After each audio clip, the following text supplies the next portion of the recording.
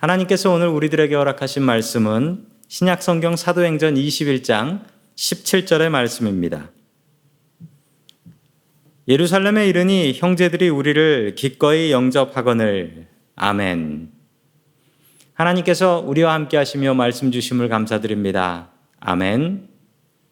자, 우리 옆에 계신 가족분들을 축복하며 인사하겠습니다. 사랑합니다. 사랑합니다. 인사하시죠? 네, 늘 그렇게 고백하시면서 사셔야 됩니다. 제가 다녔던 교회에서 있었던 일입니다. 아주 큰 사고였는데요. 주일 오전에 예배를 드리고 있었던 예배당 2층 천장이 무너져 버린 것이었습니다. 화면에 보면 그 예배당의 모습입니다. 2층 천장에 있는 석고보드가 떨어져서 무너졌습니다. 그래서 아이들을 덮쳤고 그 시간 그 고등부 아이들은 그곳에서 분방 공부를 하고 있었습니다. 아이들이 다쳤는데요. 더 끔찍했던 것은 2층에서 흘러내린 석고보드가 1층으로 떨어지려고 하는 것이었습니다.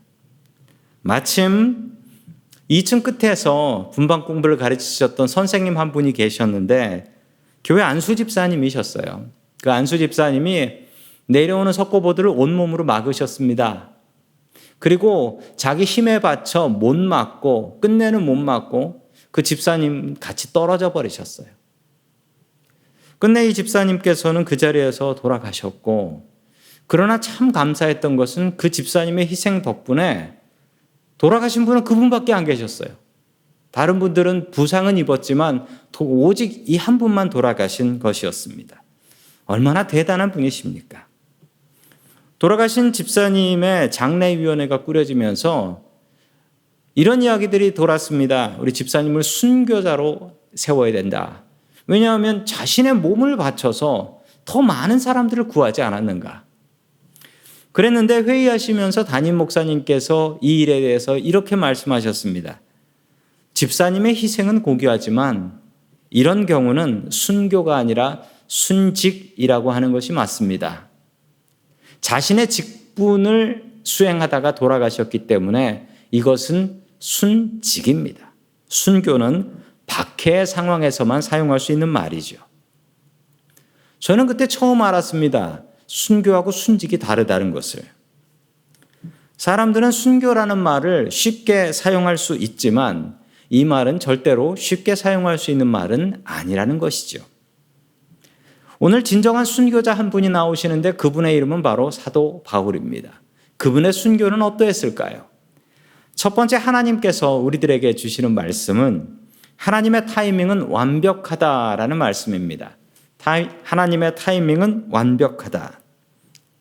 바울은 제자들의 그리고 교인들의 만류에도 불구하고 예루살렘으로 들어갑니다.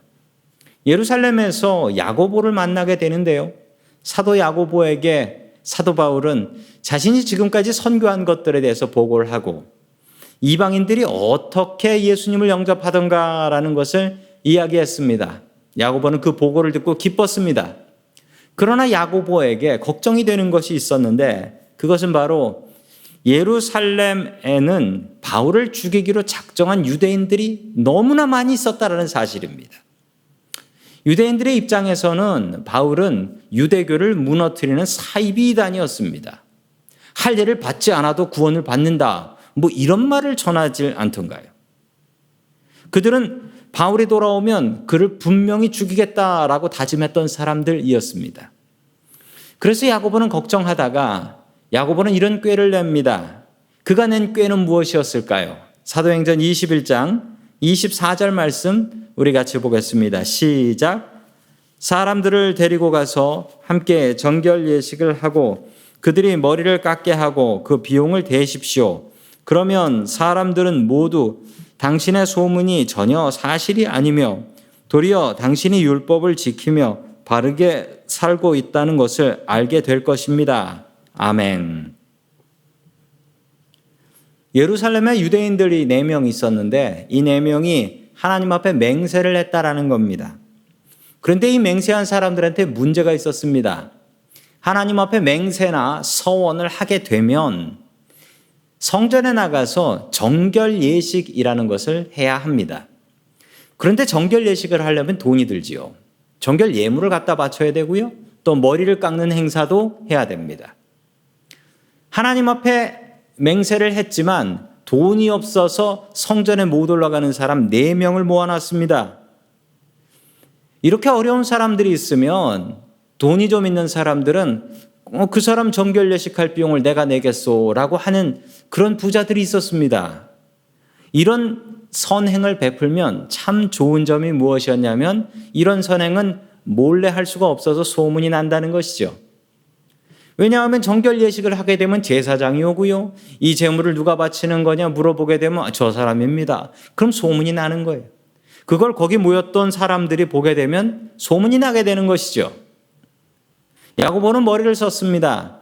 바울에 대한 여론이 좋지 않으니까 이 바울이 율법대로 이렇게 선한 일을 한다. 가난한 사람을 돕는다. 하나님의 율법대로 한다라는 것을 보여준다면 사람들이 바울에 대한 생각이 바뀔 것이다 라고 생각했던 것입니다. 참 머리가 좋습니다. 머리를 참 잘 썼어요. 그러나 이것을 세상에서는 무엇이라고 하냐면 여론몰이를 한다. 혹은 인기몰이를 한다. 정치를 한다라고 이야기를 하죠. 성경에 이런 여론몰이 정치를 했던 사람들이 여러 나오지만 성경에선 단 한 번도 그들이 옳다라고 이야기한 적이 없고 그리고 그 사람들이 잘 된 적도 없습니다. 이렇게 머리를 쓰면 해결이 날 줄 알았는데 문제가 더 커져 버려요. 그 커진 문제를 보겠습니다.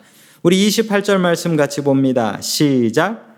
소리쳤다. 이스라엘 동포 여러분 합세하여 주십시오. 이 자는 어디에서나 우리 민족과 율법과 이곳을 거슬러서 사람들을 가르칩니다. 더욱이 이 자는 그리스 사람들을 성전에 데리고 들어와서 이 거룩한 곳을 더럽혀 놓았습니다. 아멘. 성전에서 더 큰 일이 벌어지게 됩니다. 바울의 적대자들이요. 바울이 다른 사람 4명을 데려오는 것을 보면서 이 거짓 가짜 소문을 퍼뜨립니다. 뭐라고 퍼뜨리냐면 저 사람들이 그리스 사람들이다. 바울이 그리스 사람들을 데리고 와서 성전을 더럽혔다라고 하는 것입니다. 이것은 거짓말이었습니다. 그 전날 만난 다른 그리스 사람하고 헷갈렸던 것이지요. 확인하지도 않고 그런 소문을 내니까 근데 사람들이 이 얘기를 듣고 나니까 저놈 죽여라 하고 난리가 난 거예요. 왜 그랬을까요? 그리스 사람이었기 때문에 그렇습니다. 그리스 사람이라고 소문내니까 유대인들이 참지 않았던 거예요.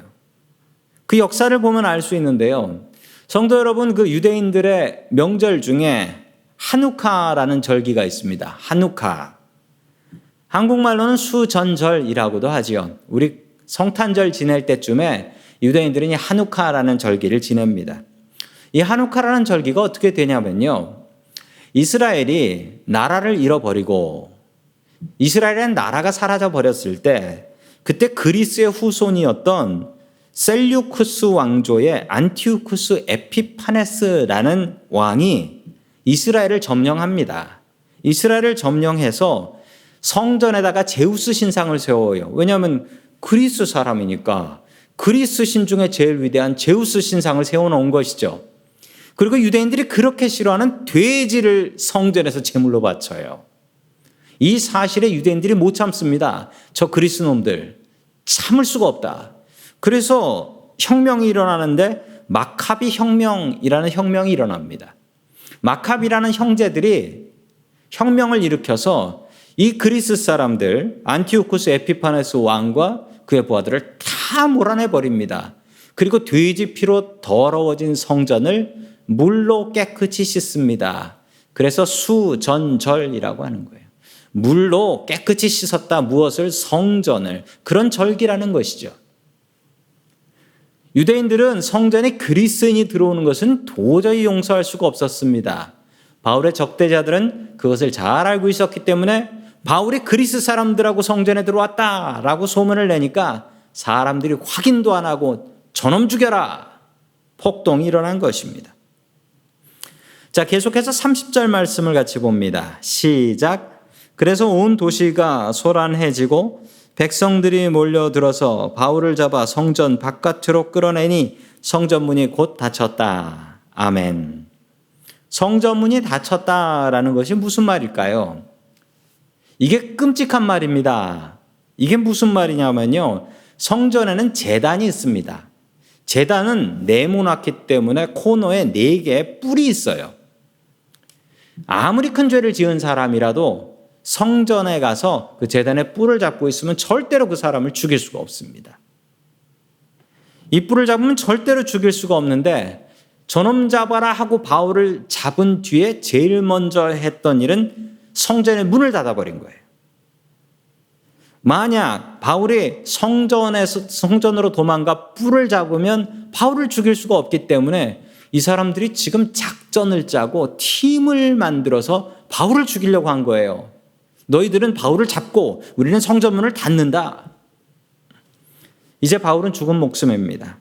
계속해서 31절 봅니다. 시작. 그들이 바울을 죽이려고 할 때에 온 예루살렘이 소요에 휘말려 있다는 보고가 천부장에게 올라갔다. 아멘. 바울이 죽을 운명이에요. 성난 유대인들이 돌팔매질만 하면 이제 바울은 죽을 운명입니다. 그런데 바로 그때였습니다. 갑자기 로마 군대가 출동한 것이었습니다. 이 로마 군인들은 도대체 갑자기 어디서 나온 로마 군인들일까요? 화면에 보시면은 예루살렘 성전의 모습이 있습니다. 그리고 성전의 북쪽, 지금 보시면은 여러분들이 보시기에 오른쪽에 보이는데 그 북쪽입니다. 그 북쪽에 안토니아 요새라는 요새가 있습니다. 이 요새에 로마 군인들이 있었어요. 이 로마 군인들이 했던 일은 성전을 감시하고 유대인들이 이곳에서 폭동을 일으키나 감시하는 역할을 했습니다. 성전에서 폭동이 일어났다라는 소식을 들은 천부장은 기가 막히게 군대를 꾸려서 바울을 살려놓습니다. 이게 어떻게 가능한 것입니까? 유대인들이 더 치밀하게 작전을 짜고 왔는데 갑자기 천부장이 자기 군대를 몰고 와서 그 짧은 순간 동안 바울을 구해놨다라는 것입니다. 이게 하나님의 놀라운 타이밍입니다. 사람들이 바울을 죽이려고 작전을 짰던 그 작전보다 하나님께서 바울을 살리려고 짜셨던 작전이 훨씬 더 위대했다라는 사실입니다. 이것이 하나님의 타이밍입니다. 우리는 우리의 시간과 우리의 타이밍을 가지고 초조해 합니다. 하나님, 이제 이렇게 해주셔야 되고, 하나님, 이제 이 기도 제목을 들어주셔야만 제가 살 수 있는데, 하나님, 왜 이렇게 응답하지 않으십니까? 괴로워하며 주님 앞에 기도합니다. 성도 여러분, 저도 살면서 여러 번 경험했던 것은 하나님의 타이밍은 언제나 옳고 그 타이밍이 완벽하다라는 사실입니다. 아직 응답되지 않았다면 우리가 더욱더 기도하며 기다려야 될 때입니다. 주님께서는 우리에게 구원을 베풀어 주십니다. 주님의 기막힌 타이밍을 믿고 기다리는 저와 성도 여러분들 될 수 있기를 주의 이름으로 간절히 축원합니다. 아멘. 두 번째, 마지막으로 하나님께서 우리들에게 주시는 말씀은 순교는 하나님께서 주시는 은혜다라는 말씀입니다. 순교는 하나님께서 주시는 은혜다. 바울은 이제 순교의 길을 향해서 나가게 됩니다. 이렇게 체포된 바울은 끝내 로마에서 목이 잘려 순교를 하게 되는데요. 순교라는 것은 무엇일까요? 성경에 나오는 사람들을 통하여 순교가 어떤 것인지에 대해서 우리 한번 정확히 알아보는 것이 중요할 것 같습니다. 순교에 대해서는 정확한 정의가 있습니다. 3가지 조건이 있는데요. 순교는 복음을 전하다 죽는 경우다. 첫 번째 경우는 복음을 전하다 죽는다라는 것입니다. 이 순교한다라는 말은, 순교자라는 말은 이 헬라어, 원어인 헬라어로 마르튀스라는 말입니다. 이 말의 첫 번째 뜻은 순교자라는 뜻이 아니고 증인이라는 뜻이 있습니다. 순교자는 복음을 증거하다가 죽는 사람이라는 뜻이죠. 우리 초대교회의 첫 번째 순교자였던 스데반을 보게 된다면 알 수 있습니다. 스데반은 예수님에 대한 복음을 증거하다가 유대인들에게 돌에 맞아 죽습니다. 만약 스데반이 이 복음을 증거하지 않았더라면 스데반은 죽지 않았을 것입니다. 다른 여러 가지 갈등으로 돌아가시는 크리스찬들이 있지만 그런 경우는 순교자로 인정이 되지 않습니다. 그것도 숭고한 죽음은 될 수 있지만 기독교와 다른 종교와의 갈등이라든지 여러 다른 문제들로 돌아가시는 분들은 순교자로 인정을 하고 있지는 않습니다. 두 번째 순교의 조건은 박해자에게 살해당해야 한다라는 것입니다. 성경에 나온 그대로지요. 명백한 박해자가 있어야 됩니다. 바울의 경우가 대표적인 예인데 로마 황제는 당시 기독교인들을 박해했습니다. 어디서 예배를 드리든 잡아갔고요. 기독교인이라고 하면 잡아갔습니다. 어떤 형태의 예배도 드리지 못하게 했습니다. 어떤 분이 이런 말씀을 저에게 하시더라고요. 아니 우리가 지금 6달째 예배를 못 드리고 있는데 이거 우리 캘리포니아주 샌프란시스코 시가 우리한테 너무한 거 아니냐? 더 나아가서는 우리를 박해하는 것이 아니냐라고 질문하신 분들이 있었습니다. 그런데 엄밀하게 따지자면 이건 박해는 아닙니다. 진짜 박해는 우리가 인터넷 예배 드려도 잡아가야지 그게 박해입니다. 지금은 서로 다들 어려운 상황이 있기 때문에 서로의 안전을 위해서 우리가 참고 견디는 기간으로 생각하셔야 될 것입니다. 박해자에 의해서 죽는 죽음만 순교입니다. 자살의 경우나 다른 병에 걸려서 죽는 경우는 순교로 인정이 되지 않습니다. 세 번째, 마지막 순교의 조건은 자발적으로 죽음을 선택해야 한다라는 것입니다. 이게 정말 중요하고 어려운 문제인데요. 박해자가 너 예수를 믿을래 죽을래 이런 선택을 줘야 된다라는 거예요. 그리고 이런 경우에도 나는 예수님을 선택합니다 라고 고백하며 죽는 경우, 이런 경우를 순교라고 합니다.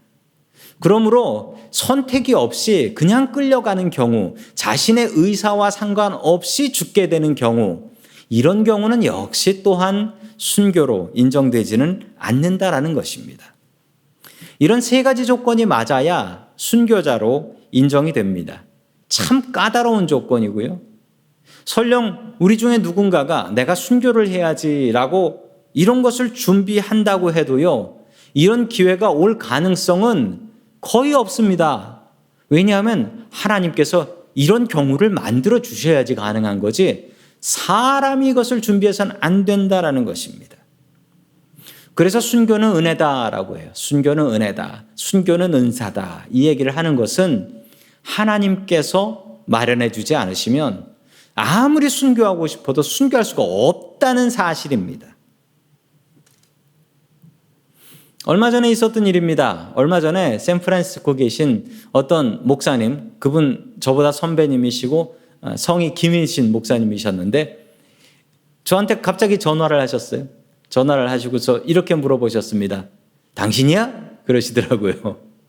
그래서 무슨 말씀입니까? 했더니만 아니 한국에 이상한 뉴스가 나왔다는 거예요. 한국의 SBS 뉴스에 무슨 얘기가 나왔냐면 샌프란시스코에 있는 김모 목사가 교인들하고 여자 교인들하고 불륜 관계였다. 그래가지고 한국으로 도망갔다. 뭐 이런 뉴스가 났다는 겁니다. 그 샌프란시스코에 김모 목사가 셋이 있거든요.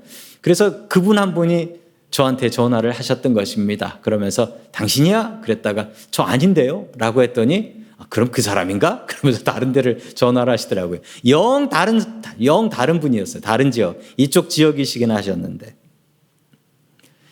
제가 샌프란시스코 김모 목사라는 이름 때문에 2번이나 이런 전화를 받았습니다. 참 흔한 성이어서 그런 것 같습니다. 그런데 이 목사님, 이 사고를 내신 목사님이 평소에 이 지역에서 설교를 하실 때 그 설교를 들으면은 참 듣기가 거북했어요. 왜 거북했냐면 그분 이렇게 설교하셨어요. 자신만 유일하게 순교할 수 있는 목사고 이 지역에 있는 모든 목사들은 다 자기 목숨 아까워하는 목사들이다 라고 설교를 하시더라고요. 제가 그 설교를 듣고 참 섭섭했는데 왜냐하면 이 미국에 살면서 순교한다라는 것은 거의 있을 수 없는 일이거든요. 그분의 그 뉴스를 보면서 참 속으로 안타까우면서 드는 생각은 저분에겐 순교의 준비가 필요한 것이 아니라 자기 스스로를 죽이는 준비를 했어야 한다. 자신의 욕망과 자신의 욕심, 이기심을 죽이는 훈련을 했어야지. 성도 여러분, 오늘 설교 제목대로 사랑한다면 죽여야 합니다. 하나님을 우리가 사랑한다면 우리의 정욕과 욕심과 이기심과 게으름은 죽여 나아가야 합니다. 어쩌면 우리에게 순교는 하나님께서 주실 수 있는 은혜일 수 있지만 우리에게 정말로 필요한 것은 매일매일 스스로 나 자신의 욕심과 욕망을 죽이는 또 다른 순교를 우리는 하고 있어야 한다라는 사실입니다. 이것이 더욱더 우리에게 필요한 것입니다. 순교자라는 소설이 있습니다. 한국 분이 쓰셨는데요. 김은국이라는 분이 쓰셨습니다. 이 소설가 김은국 씨가 쓰신 소설인데 이 소설은 영어로 쓰여졌고요. 정말 대단한 소설입니다. 1964년 미국에서 20주 동안 연속 베스트셀러를 하셨고요. 그리고 1967년에는 노벨 문학상 후보까지 올라가셨어요. 안타깝게 받지 못했지만 한국 사람이 쓴 소설 중에 이런 기록을 가지고 있는 책이 없어요. 게다가 이 소설은 그냥 지어낸 이야기가 아니고 이 소설을 쓰신 김은국 씨의 할아버지가 평양에서 장로교 목사님이셨는데 평양에서 대동강가에서 순교를 하셨습니다. 인민군들한테. 그 이야기를 가지고 쓴 소설의 내용, 순교자의 내용은 이렇습니다. 6.25 전쟁 때의 이야기입니다. 인천 상륙작전 이후에 연합군이 북쪽으로 치고 올라왔고 연합군은 평양까지 들어가게 됩니다. 평양에 들어간 연합군은 평양에 있었던 교회들이 참 많은 박해를 받고 그리고 목사님들까지 순교하셨다라는 이야기를 듣게 됩니다. 그래서 국군 정보장교를 이 사건을 수사하는데 투입을 하죠. 국군 정보장교가 수사를 해보니 내용은 이랬습니다. 들은 소문에 의하면 14명의 목사님들이 인민군에게 잡혔는데 그중에 12명은 나는 예수님을 부인 못합니다 라고 순교를 했고 한 명의 목사님은 그 과정 가운데 너무 충격을 받아서 정신병자가 되어버렸고 정신을 잃어버렸다라는 거예요. 그리고 한 명의 신목사라는 목사가 있는데 이 사람만 살아왔는데 사람들은 저놈이 예수를 부인했구나 라고 손가락질을 한다라는 것이었습니다. 미친 사람을 조사할 수는 없었기 때문에 이 신목사라는 사람을 찾아갑니다. 정보장교들이 찾아가서 신문을 하는데 아무리 물어봐도 자기는 모른다라는 거예요. 왜냐하면 그 13명과 나는 따로 갇혀 있었기 때문에 나는 그 사람들이 무슨 일이 있었는지 알지 못합니다. 그리고 나는 절대로 예수님을 부인하지 않았습니다. 당신이 그러면 어떻게 살게 되었냐라고 물어보니 이 사람은 이렇게 얘기했어요. 신 목사님은 이것은 하나님의 개입이었습니다. 그리고 입을 닫아버리더래요. 아무 말도 하지 않고 나는 모릅니다. 너무 수상하잖아요. 어떡하겠습니까? 이야기를 하지 않는데. 사람들은 이 신목사를 비난했습니다. 저놈이 예수 똑바로 믿는 목사인 줄 알았는데 예수 팔아먹고 혼자 살았네. 다른 목사님처럼 순교했어야지. 저러고도 저놈이 목사인가? 동네 사람들의 손가락질과 욕을 먹고 살았습니다. 이야기는 이렇게 끝나는 것 같았습니다. 그런데 14명의 목사님을 고문하고 죽였던 인민군 장교가 붙잡혔어요. 도망을 가던 인민군 장교가 붙잡힌 겁니다. 그리고 그의 입에서 기가 막힌 이야기가 들려요. 왜 목사님들을 죽였나? 라고 하니 이렇게 얘기를 하는 겁니다. 죽은 12명의 목사는 순교자가 아니었습니다. 총살당한 12명은 살려달라고 비굴하게 개처럼 빌었고 심지어 내가 그들에게 죽기 전에 당신의 하나님에게 기도나 하시오라고 했더니 나는 그런 하나님 모르니 기도 안 하겠으니 나 좀 살려주시오라고 개처럼 빌었습니다. 그런 쓰레기들은 죽어도 쌉니다. 그것을 보고 있던 한 명의 목사는 정신이 미쳐서 돌아버렸고요. 그리고 마지막 신목사, 그 사람 진짜 목사입니다. 마지막까지 예수님을 부인하지 않았고 오히려 인민군 간부들에게 예수님을 전하며 그들에게 그렇게 살면 하나님이 두렵지 않냐고 혼까지 냈습니다. 그 패기와 기계에 우리가 감동해서 그 신목사만은 살려준 것입니다. 신목사님은 이 사실을 왜 이야기하지 않았을까요? 신목사님이 이야기하자는 이유가 여기 있습니다.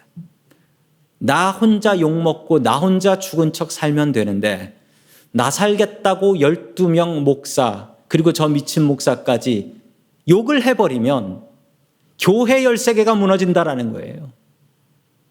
나 혼자 욕먹고 나 혼자 무너지고 나 혼자 죽어 살면 되는데 나 살자고 하나님의 교회를 무너뜨릴 수가 없었다라는 겁니다. 신 목사님은 순교자가 아닙니다. 죽지 않았으니까요.